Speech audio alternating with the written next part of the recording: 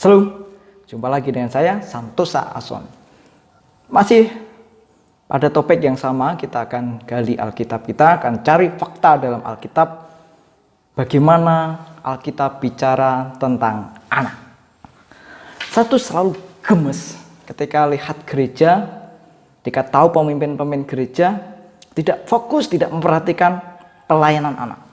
Mereka lebih fokus pelayanan pada orang-orang dewasa, lebih memperhatikan ibadah-ibadah orang-orang dewasa daripada anak. Anak dibiarkan, anak tidak dapat perhatian secara maksimal, pelayanannya hanya di ganggang sempit, di ruang-ruang sempit, tidak ber-AC, panas, tidak punya SDM yang mumpuni, tidak punya SDM yang sangat bagus, dan semuanya seolah-olah gereja ini tidak memperhatikan pelayanan anak. Satu selalu gemes kalau melihat gereja. Oke, kita akan lihat lagi apa yang Alkitab katakan. Kita cari fakta Alkitab berkaitan dengan pelayanan anak. Anak dalam rencana dan rancangan Allah. Pertanyaannya, apakah setiap anak terlahir dalam rencana Allah? Apakah setiap anak terlahir dalam rancangan Allah bagi dunia ini? Pertanyaan-pertanyaan yang sering muncul dalam diri kita. Ini fakta. Mazmur 139 ayat 13-16. Sebab engkaulah yang membentuk buah pinggangku, menenun aku dalam kandungan ibuku.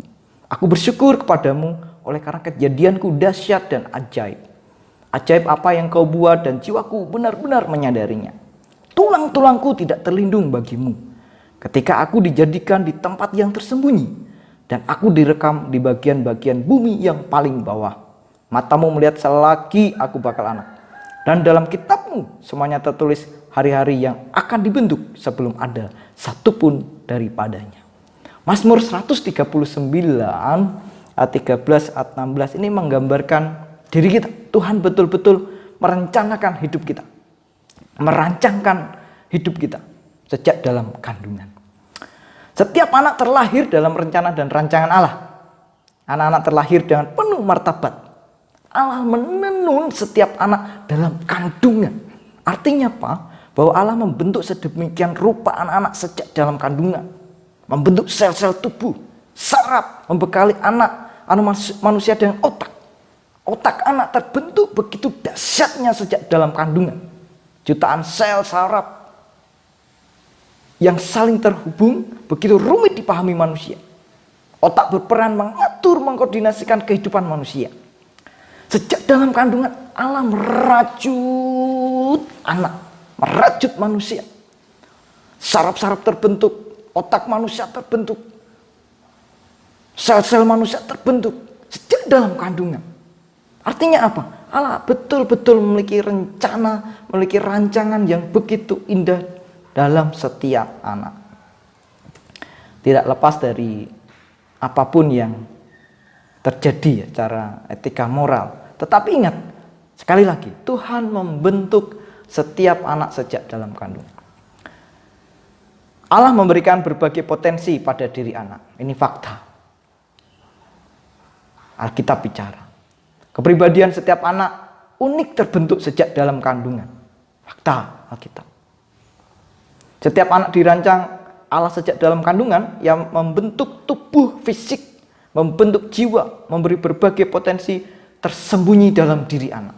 Jika anak punya potensi yang besar, yang tersembunyi yang harus kita kembangkan. Dan itu dibentuk oleh Allah sejak dalam kandungan. Begitu anak-anak adalah janji Tuhan. Anak-anak dalam rencana dan rancangannya Tuhan.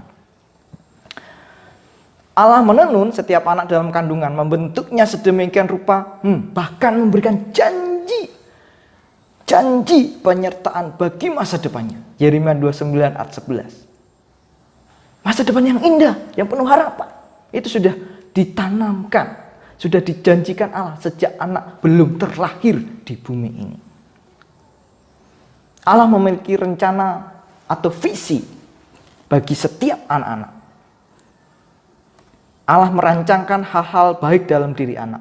Bahkan ia sendiri harus mati menebus dosa-dosa setiap anak. Ya mati, bangkit lagi, menang atas dosa. Untuk apa? Menebus dosa-dosa anak-anak. Anak ada dalam rencana dan rancangan Allah. Fakta Alkitab. dalam Mazmur 139 ayat 13 sampai 16. Fakta menunjukkan bahwa Allah merencanakan setiap kelahiran anak-anak. Betapa Allah punya rancangan yang indah, punya janji-janji yang indah, punya visi yang besar, punya visi yang indah terhadap anak-anak di masa yang datang. Nah, gereja mestinya melihat ini. Gereja mestinya paham ini. Tetapi harus diimbangi dengan action, pelayanan fokus pada anak. Ini fakta Alkitab. Anak begitu memperoleh perhatian yang besar, yang dahsyat dari Allah.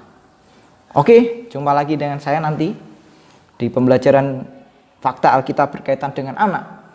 Jangan lupa, jika Anda diberkati, share ke orang lain, biar pemimpin-pemimpin gereja, biar orang-orang Kristen tahu betapa pentingnya pelayanan anak.